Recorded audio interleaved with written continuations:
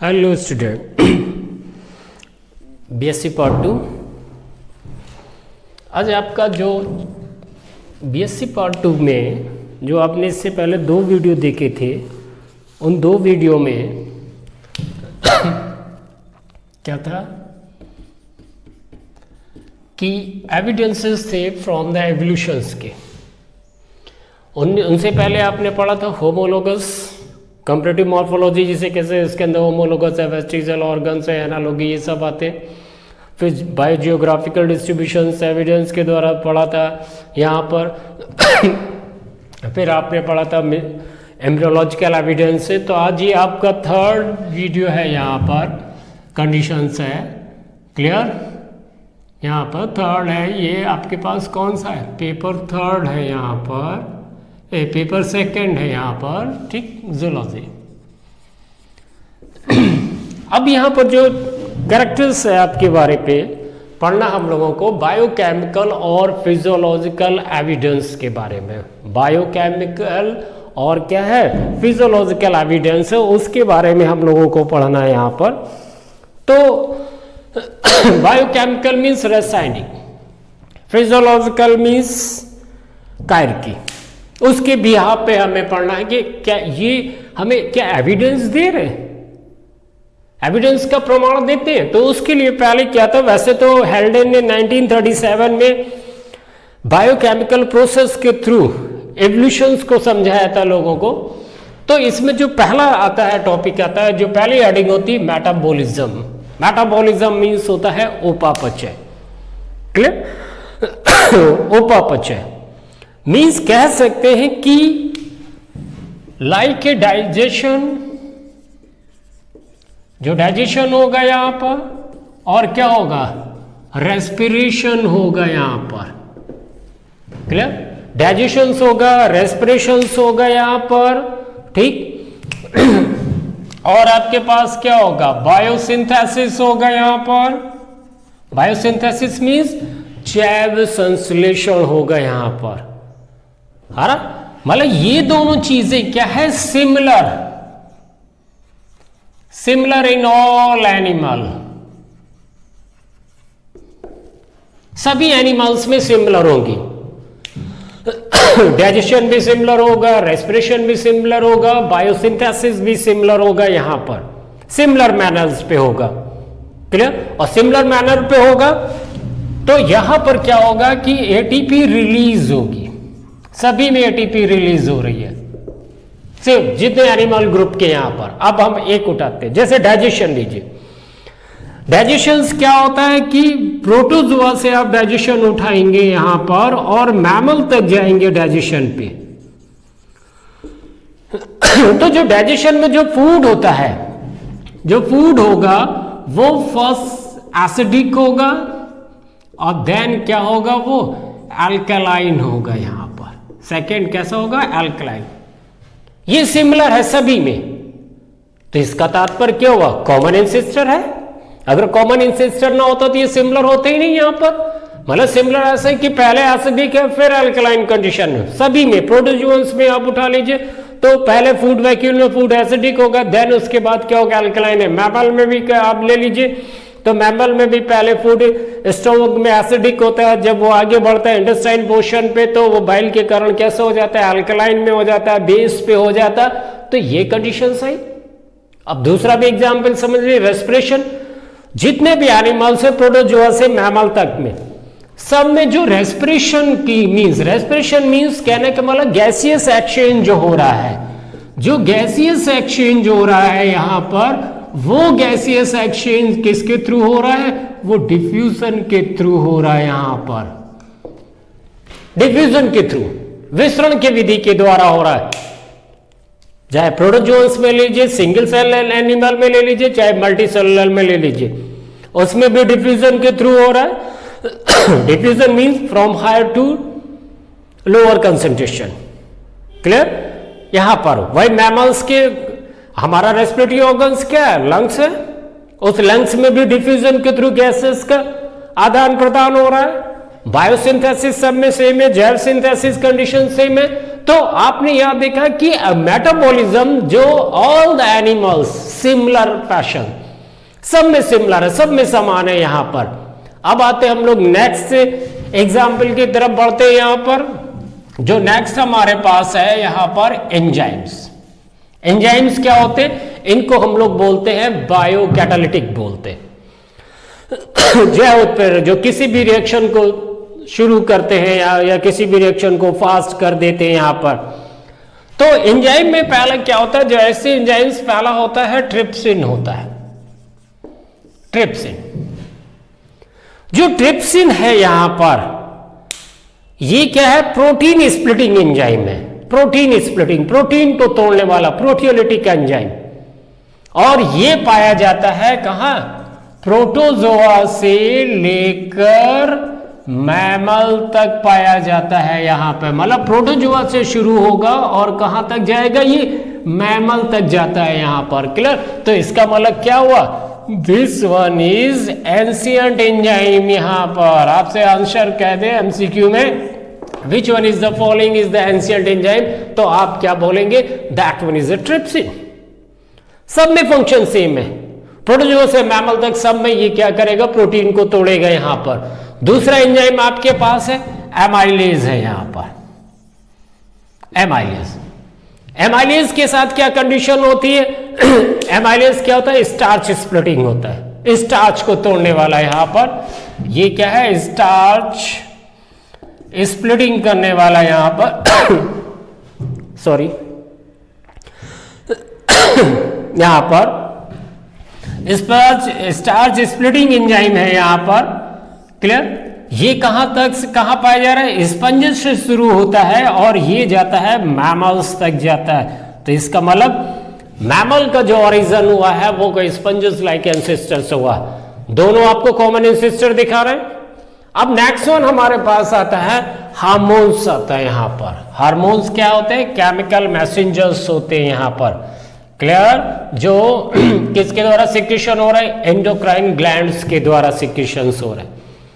अब हार्मोन देख ले तो हम क्या है? थायरॉक्सिन हार्मोन है बेस्ट एग्जांपल। इसको कौन कर रहा है? सिक्रेटेड बाई कौन कर रहा है यहां पर? ये कर रही है थायराइड ग्लैंड कर रही है यहां पर। कौन हो रहा है? सिक्रीशंस कर रहा है, थायराइड ग्लैंड सिक्रीशंस कर रही है यहां पर। मतलब जो थायरॉक्सिन हार्मोन है इसका जो सिक्रीशंस होता है वो सिक्रीशंस कौन कर रहा है? थायराइड ग्लैंड कर रही है। क्लियर? तो ये क्या है? ऑल द वर्टिब्रेट, सेम सभी वर्टिब्रेट में है। ऑल द वर्टिब्रेट, सभी वर्टिब्रेट में जो थायरॉक्सिन हार्मोन जो होता है उसका सिक्रीशन होता है किससे होता है? थायराइड ग्लैंड से।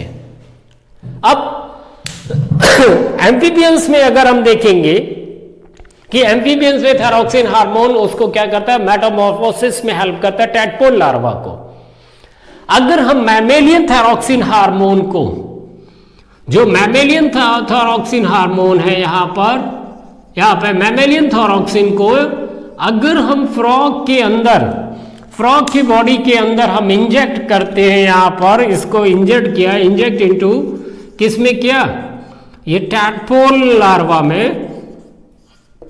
ओके तो ये क्या हो जाता है? मेटामॉर्फोसिस स्टार्ट हो जाती है। कायांतरण क्या होती है? वो स्टार्ट हो जाती है। Means that one is disappear the tail end that means convert into the adult. तो इसका मतलब क्या हुआ? The chemical compositions of the all the vertebrates, the chemical composition of the hormone of the all the vertebrates are the similar. अगर similar ना होता frog तो initially पे एम्फीबियंस में मैमल्स हायर ग्रुप का एनिमल है ऊपर का, तो क्या रहा कि दोनों जब सिमिलर है तभी तो इनिशिएट हो गया, शुरुआत हो गई। किसकी शुरुआत हो गई? टैडपोल लार्वा में मेटामॉर्फोसिस का। इसका मतलब मैमल्स का कॉमन एंसेस्टर एम्फीबियंस लाइक हो गए यहां पर कंडीशंस। अब आता है आपके पास जो नेक्स्ट वन आता है यहां पर ब्लड लिम्फ आता है और क्या आता है? कंपैरेटिव सीरोलॉजी कहते हैं यहां पर कि जो component and function of the blood and lymph are very similar in the most animal.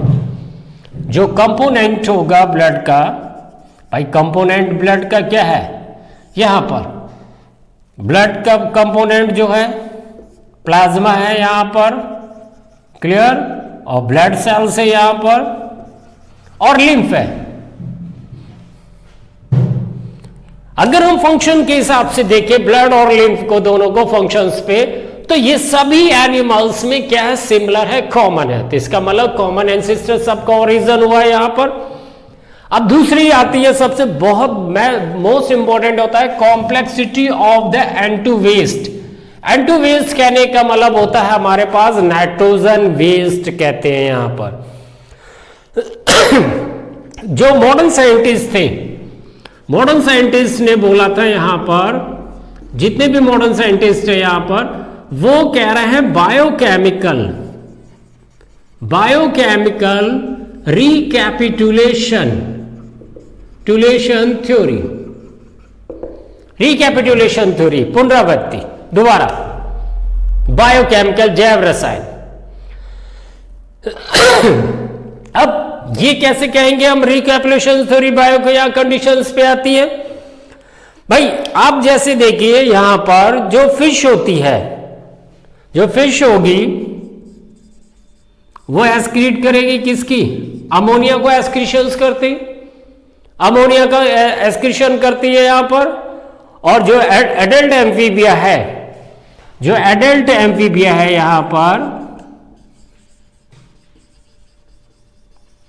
मतलब एडल्ट वयस्क, जो वयस्क उभयचर होता है यहां पर, वो सिक्रीशंस करता है, किसका सिक्रीशन करता है, यूरिया का करता है। But there the larva, but larva, लेकिन उनका जो लार्वा होगा, बट लार्वा, वो लार्वा सिक्रीशन किसका करेगा, अमोनिया का सिक्रीशन करता है।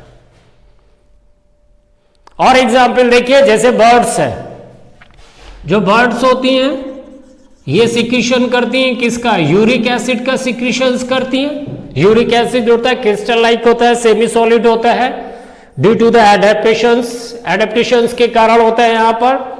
लेकिन जब वो लार्वल एम्ब्रियोनिक स्टेज पे रहती हैं तो एम्ब्रियोनिक होता है यहां पर, but there the embryo, but there embryo क्या है, अमोनिया है यहां पे, क्लियर। उनका एम्ब्रियो कैसा है, वो अमोनिया का सिक्रीशंस करता है यहां पर, अरे urea during the early stage. तो इससे क्या हो रहा सिद्ध आपको, रिकैपुलेशन मींस बायोकेमिकल रिकैपुलेशन, एनिमल एक्सक्रीशन के दौरान अपने पूर्वजों के इतिहास को दोहरा रहा। भाई फिश क्या है, अमोनिया का सिक्रीशन को, अमोनिया उनमें होता है कि जितने भी एक्वाटिक एनिमल्स होते हैं, जितने भी एक्वाटिक एनिमल्स होते हैं उनमें सब में अमोनिया का सिक्रीशन होता है, क्योंकि अमोनिया के सिक्रीशन के large quantity of the water required, बहुत ज्यादा मात्रा में जल की आवश्यकता होती। अब एडल्ट एम्फीबिया वो यूरिया का सिक्रीशन करता है, एम्फीबियस होता है, जल और थल दोनों में रहता है, लेकिन लार्वा एक्वाटिक होता ना, तो वो लार्वा उस समय क्या सिक्रीशन कर रहा, अमोनिया का। लेकिन जैसे वो कन्वर्ट होता है एडल्ट में तो वो यूरिया में कन्वर्जन हो जाता है। बर्ड के भी साथ यही कंडीशन है, बर्ड क्या होते हैं, यूरिक एसिड करती है, और लेकिन बाद में वो यूरिक एसिड करती है, लेकिन जो लार्वल स्टेज होता है वो सिक्रीशन करता है अमोनिया को।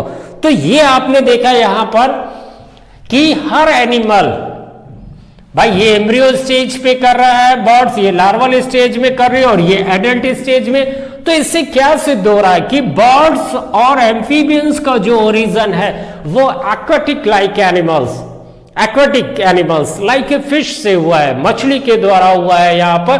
तो इसीलिए हम इसे कहते हैं बायोकेमिकल रिकैपुलेशन थ्योरी कहते हैं यहां पर, क्लियर। अब उसके बाद आता है ब्लड प्रोटीन। अगर हम देखें मैमेलियन और बर्ड्स की जो प्रोटीन्स होती हैं यहां पर, they are the similar. Mammalians, mammals की है यहां पर, मैमेलियंस हो गई, एंड बर्ड प्रोटीन्स जो होती हैं, प्रोटीन होती हैं, दे आर द सिमिलर। वो कैसी होती बच्चा, वो सिमिलर होती बेटा, लेकिन जब प्रोटीन टेस्ट किया गया, देखा गया, तो जो बर्ड्स हैं, सॉरी, जो लिजार्ड है यहां पर, lizard and snake, both protein are the similar. दोनों की प्रोटीन कैसी है? वो सिमिलर है। यहां पर जब उनका प्रोटीन टेस्ट किया गया, प्रोटीन टेस्ट ने ये इंडिकेट किया कि लिजार्ड और स्नेक एक दूसरे के बहुत क्लोज रिलेशनशिप करते हैं, क्योंकि दोनों में क्या होता है कि जो ह्यूमन क्रिस्टल होता है, यहां पर जो ह्यूमन क्रिस्टल होता है, वो ह्यूमन क्रिस्टल कैसा होता है? वो सिमिलर होता है, वो एक समान होता है। यहां पर मतलब जब दोनों का ह्यूमन क्रिस्टल सिमिलर है, इसका मतलब दोनों एक दूसरे से बहुत क्लोज रिलेटेड है यहां पर कंडीशन। तो ये आपने देखा कि बायोकेमिकल एंड फिजियोलॉजिकल, मतलब बायोकेमिकल और फिजियोलॉजिकल आपको बता रहा कि all the animal arise from the common ancestor. Common ancestor होने के कारण वो मेटाबॉलिज्म में भी समान है, वो एंजाइम में भी समान आ रहे हैं, हार्मोन में भी समान आ रहे हैं, ब्लड में भी समान आ रहे हैं, और एक्सक्रीशन में भी जो complexity of the nitrogen waste है उसमें भी है, और ब्लड प्रोटीन में भी क्या है? They are the same. अब इसके बाद हम लोग के पास जो नेक्स्ट टॉपिक आएगा यहां पर, वो नेक्स्ट टॉपिक होता है यहां पर, कहते हैं कि फॉसिल्स आते हैं। फॉसिल्स आएगा यहां पर नेक्स्ट टॉपिक, जो कंडीशंस अराइज होगी। फॉसिल्स किसे कहते हैं? फॉसिल्स का मीन्स होता है समथिंग इज डग आउट, किसी चीज को खोद कर निकालना, यहां पर आप कहते हैं, उसको हम लोग कहते हैं फॉसिल्स कहते हैं यहां पर। क्लियर? यहां पर जिसे आप अपनी कहते हैं पैलियोंटोलॉजिकल एविडेंस, जिसे आप बोलेंगे पैलियोंटोलॉजिकल एविडेंस कहेंगे, या हम कहेंगे एविडेंस फ्रॉम एविडेंस किससे मिल रहा है? हमें पैलियोंटोलॉजी से मिल रहा है यहां पर। क्लियर?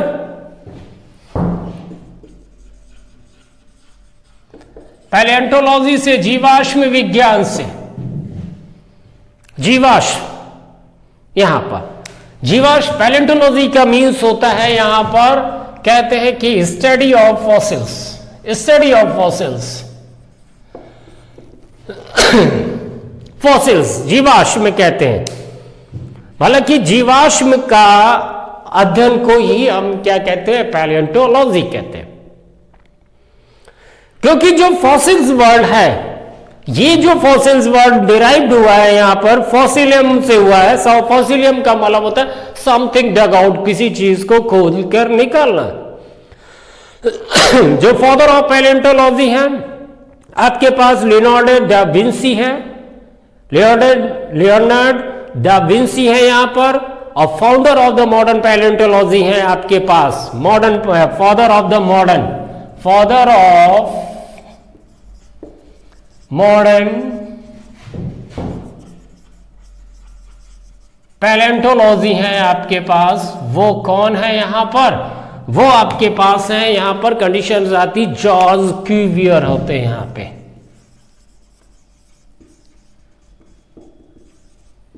जॉर्ज क्यूवियर है, that one is the father of the modern paleontology. Clear? तो डेफिनेशंस क्या होगी कि impression of the past, impression of the past organism found in the rocks, कि जो इंप्रेशन है यहां पर,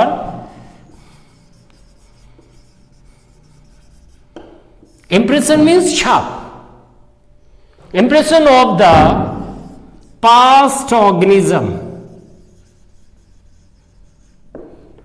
जो पास्ट मीन्स पहले के जो ऑर्गेनिज्म है यहां पर, फाउंड इन रॉक्स, फाउंड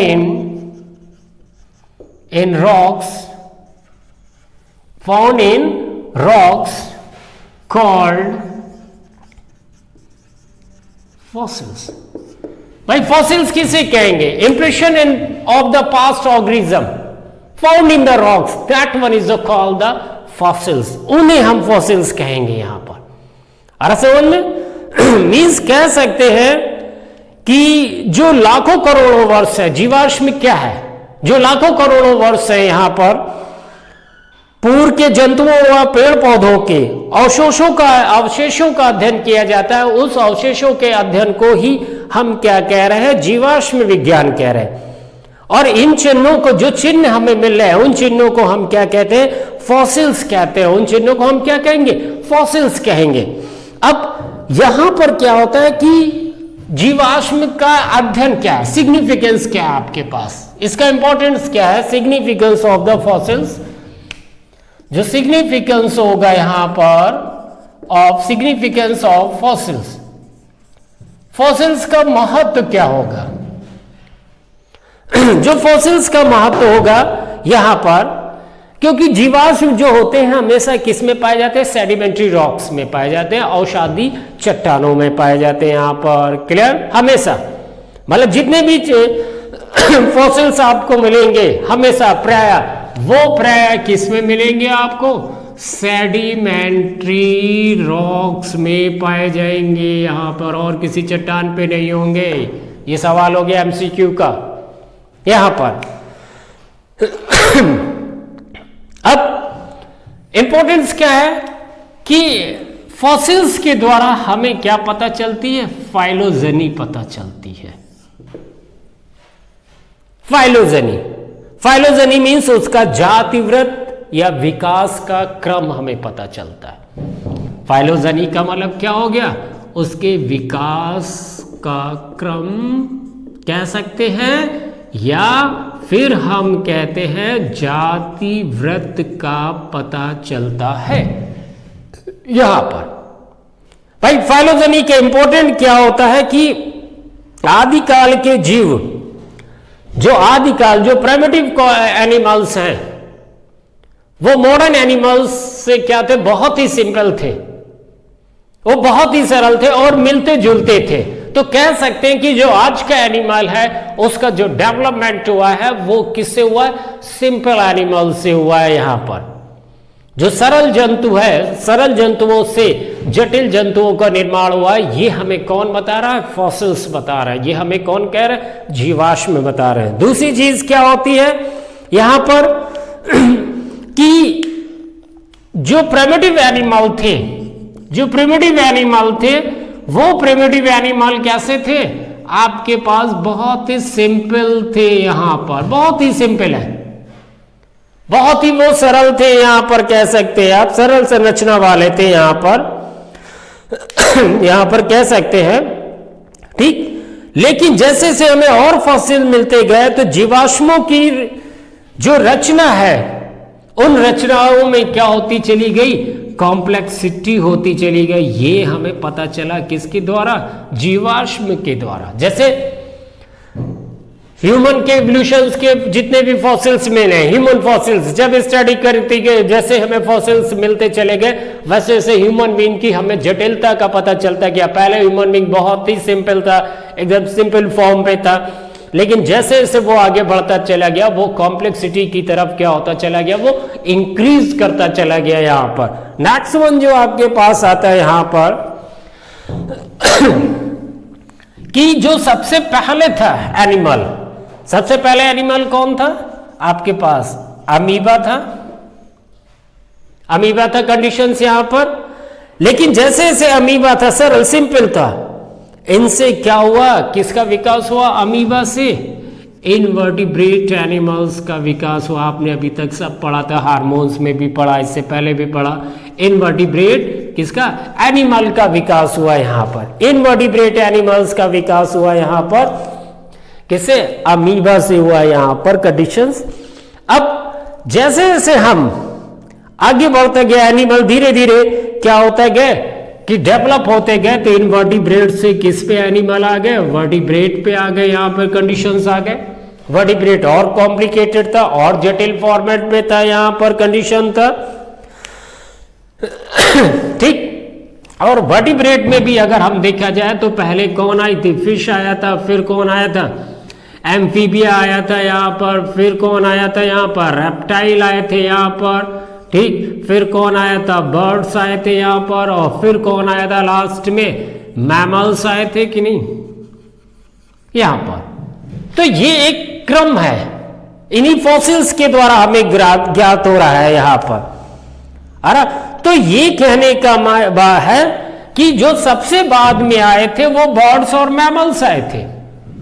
भाई आर्कियोपेरिक्स आपने पढ़ा, कनेक्टिंग लिंक बिटवीन द, उससे पहले पढ़ा था बर्ड्स और रेप्टाइल के बीच में था, मोनोट्रिमेटा पढ़ा था आपने, डकबिल प्लेटिपस पढ़ा था, वो भी कनेक्टिंग लिंक है किसके बीच में, मैमल्स और रेप्टाइल्स के बीच में। तो इसका मतलब बर्ड्स और मैमल्स सबसे लास्ट में ओरिजिन हुए। ये किससे पता चला हमें? फॉसिल से पता चला। क्लियर हो गया? अब यहां पर कहते हैं कि कुछ जंतुओं में कि फॉसिल्स के साथ, जैसे कुछ जंतु होते हैं आपके पास जो एंजियोस मैमल्स होते हैं या स्तनधारी होते हैं। जो मैमल्स है यहां पर फॉसिल से पता चला मैमल हुआ और क्या हुआ आपके पास एंजियोस्पर्म्स हुए।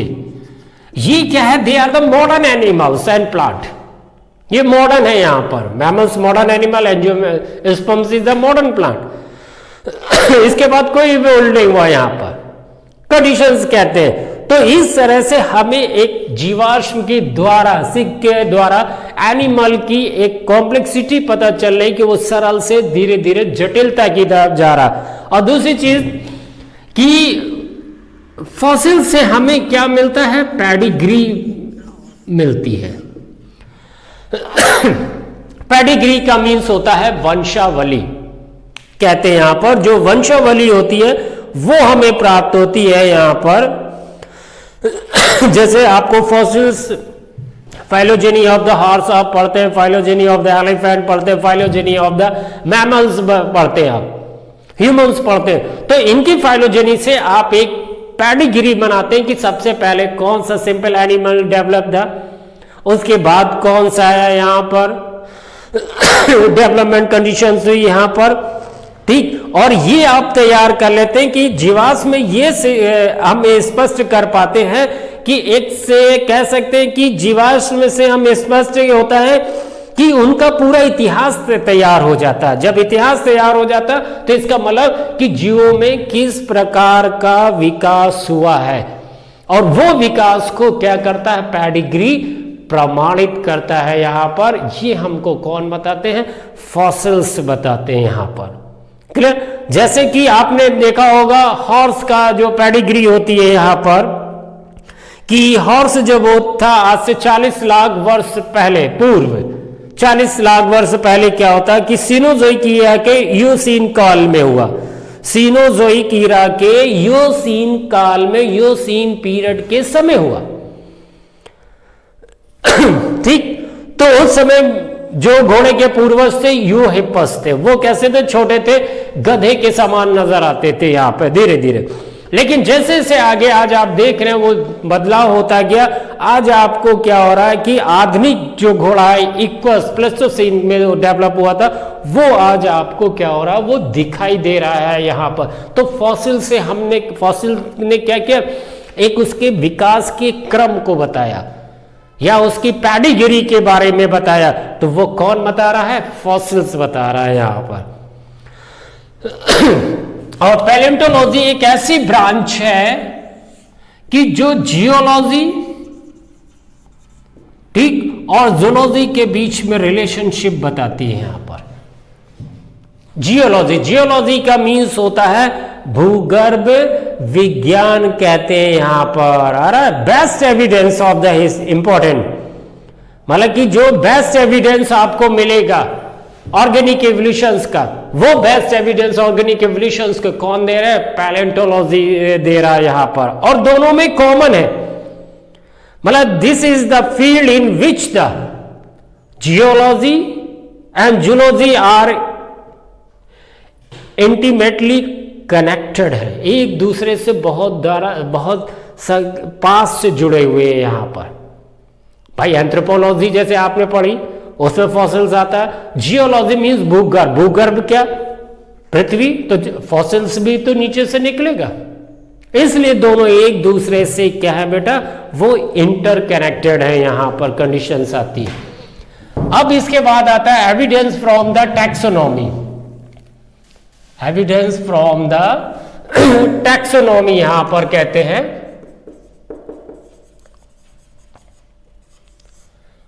टैक्सोनॉमी का मीन्स हुआ वर्गीकरण कहते हैं। जो वर्गीकरण के साथ कंडीशंस कही जाती है यहां पर, या क्लासिफिकेशंस कही जाती है कि समान रचना व समान आकार वाले, जी समान रचना समान आकार वाले जंतुओं को या सभी जीवों को एक जात पे रखते हैं।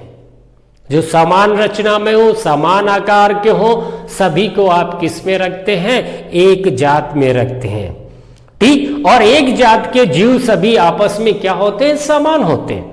भाई आप ऐसे ले लीजिए कि आप जब टैक्सोनॉमी करते हैं तो टैक्सोनॉमी में हर को, जैसे मैमल में रखा आपने, मैमल ग्रुप है, तो मैमल के प्राइमरी कैरेक्टर्स क्या है? The presence of the memory glands.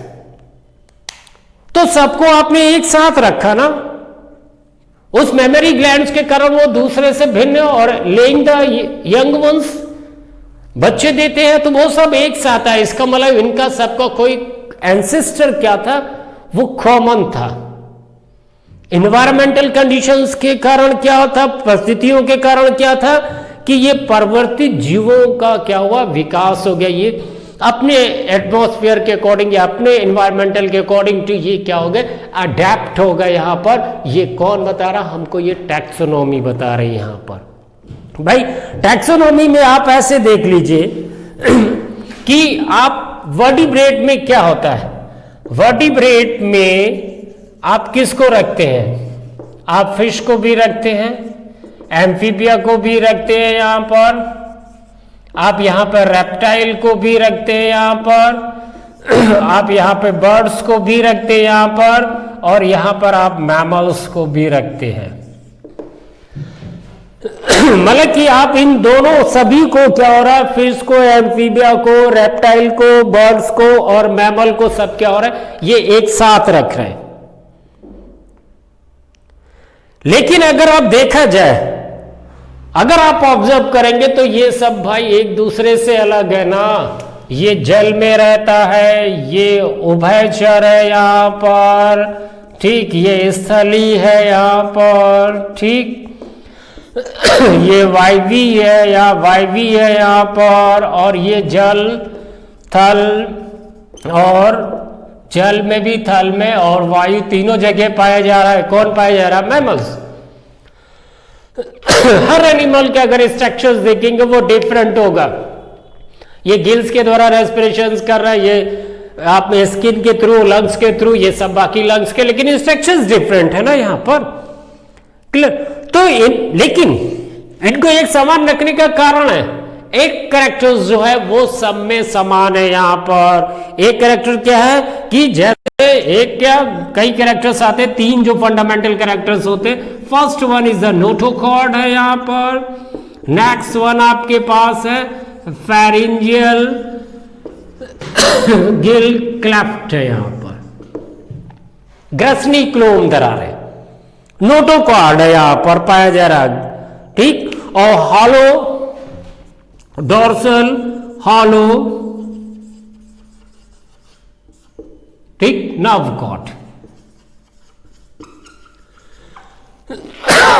ये पाई जा रही है। ये तीनों, ये जो फंडामेंटल कैरेक्टर है, ये फंडामेंटल कैरेक्टर उनमें, इनमें तीनों में पाया जा रहा है। उसके जीवन के किसी न किसी अवस्था में पाया जा रहा है, लाइफ की किसी न किसी स्टेजेस में पाया जा रहा है। यहां पर कौन? नोटोकॉर्ड पाया जा रहा है, फेरिंजियल गिल क्लिफ्ट पाया जा रहा है यहां पर, और डोर्सल हॉलो नर्व कॉर्ड पाया जा रहा है यहां पे। तो इनके आधार पर हम मानते हैं कि विभिन्न समूहों का एक दूसरे से क्या है? संबंध है यहां पर, एक दूसरे से, विभिन्न समुदायों का यहां पर एक दूसरे से क्या है? संबंध है यहां पर। अरे लेकिन जैसे जैसे इनकी आकार की बढ़ती चली गई, मार्फोलॉजिकली स्ट्रक्चरली ये बढ़ते चले गए, तो ये कॉम्प्लेक्सिटी होते गए, कॉम्प्लेक्स होते गए। देखिए कॉम्प्लेक्स होते जा रहे हैं according to their the habitat, क्या अकॉर्डिंग टू ये कॉम्प्लेक्सिटी होते जा रहे हैं, ये इंक्रीज करते जा रहे हैं। फिश से आए, जल से आए, उभयचर में, स्थली में आए, वायवी में, फिर तीनों में कवर हो रहा है कि नहीं यहां पर। तो इससे ये ज्ञात होता है कि एम्फीबिया वर्ग के जंतु मत्स्य वर्ग से हुए हैं, ठीक, जो एम्फीबिया वर्ग के जंतु वो मत्स्य वर्ग से हुए, रेप्टाइल से क्या हुआ, एम्फीबिया हुआ है, और बर्ड्स और मैमल का जो ओरिजिन हुआ है वो ओरिजिन किससे हुआ है, रेप्टाइल से हुआ है यहां पर। तो इस तरह से टैक्सोनॉमी आपको क्या करे, एक डिफाइन कर रही है, क्योंकि टैक्सोनॉमी में भी आप देखते हैं कि जैसे जैसे ऊपर की तरफ बढ़ते चले जाते हैं यहां पर कॉम्प्लेक्सिटी इंक्रीज हो जाती है, कैरेक्टर्स तो रहते हैं लेकिन वही कैरेक्टर्स तो कॉम्प्लेक्स हो जाते हैं यहां पर, है ना।